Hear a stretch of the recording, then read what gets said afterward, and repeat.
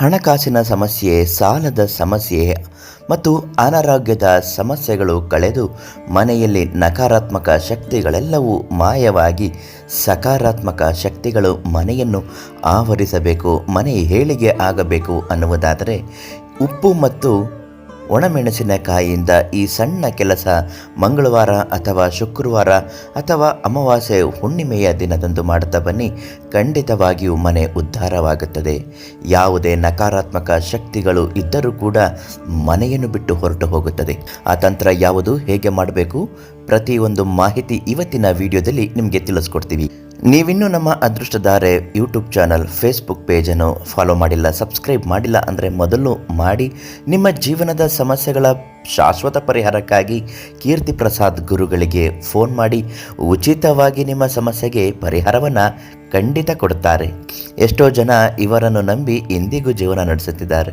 ಕೆಲವು ಬಾರಿ ಜನ ಹೇಳ್ತಾರೆ, ಗುರುಗಳೇ ಜೀವನ ತುಂಬ ಚೆನ್ನಾಗಿತ್ತು, ನಾವು ಒಂದು ಕಾಲದಲ್ಲಿ ಚೆನ್ನಾಗಿ ಬಾಳಿ ಬದುಕ್ತವ್ರೆ, ಆದರೆ ಯಾಕೋ ಇತ್ತೀಚೆಗೆ ದುಡ್ಡು ಕಾಸು ಹೆಚ್ಚುತ್ತಾ ಇಲ್ಲ, ಸಾಲದ ಸಮಸ್ಯೆ ವಿಪರೀತ ಆಗ್ತಾ ಇದೆ, ಬಡ್ಡಿ ಕಟ್ಟೋಕ್ಕಾಗ್ತಾ ಇಲ್ಲ, ಇದ್ದಕ್ಕಿದ್ದ ಹಾಗೆ ಅನಾರೋಗ್ಯಕ್ಕೆ ಈಡಾಗ್ತಾನೇ ಇದ್ದೀವಿ, ಯಾಕೋ ಗೊತ್ತಿಲ್ಲ, ಮನೆ ಚೆನ್ನಾಗಿದ್ದ ಮನೆ ಇವಾಗ ಹಾಳಾಗ್ತಾ ಇದೆ ಅಂತ.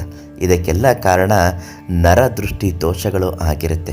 ಕೆಲವು ಬಾರಿ ವಾಮಾಚಾರದಂತಹ ದುಷ್ಟ ಕೃತ್ಯಗಳು ಕೂಡ ಇದಕ್ಕೆ ಕಾರಣ ಆಗಿರಬಹುದು.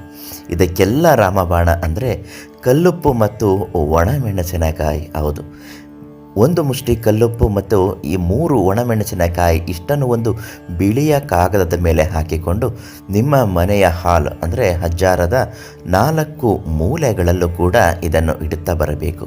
ಮಂಗಳವಾರ ಆದರೂ ಮಾಡ್ಬೋದು, ಶುಕ್ರವಾರ ಆದರೂ ಮಾಡಬಹುದು, ಅಮಾವಾಸ್ಯೆ ಹುಣ್ಣಿಮೆಗಳಲ್ಲಿ ಇದನ್ನು ಮಾಡ್ತಾ ಬಂದರೆ ಇನ್ನೂ ಒಳ್ಳೆಯದಾಗತ್ತೆ.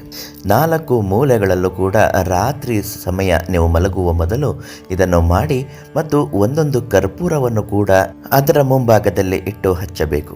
ರಾತ್ರಿ ಈ ರೀತಿ ಮಾಡಿ ಹಚ್ಚಿ ಬೆಳಿಗ್ಗೆ ಬೇಗ ಎದ್ದು ಆ ಉಪ್ಪು ಮತ್ತು ಒಣಮೆಣಸಿನಕಾಯಿ ಎಲ್ಲವನ್ನು ಒಟ್ಟಿಗೆ ಸೇರಿಸಿ ನಿಮ್ಮ ಮನೆಯ ಮುಂಭಾಗದಲ್ಲಿ ಬಂದು ನಿಂತು 9 ಬಾರಿ ಇಳಿಯನ್ನು ತೆಗೆಯಬೇಕು.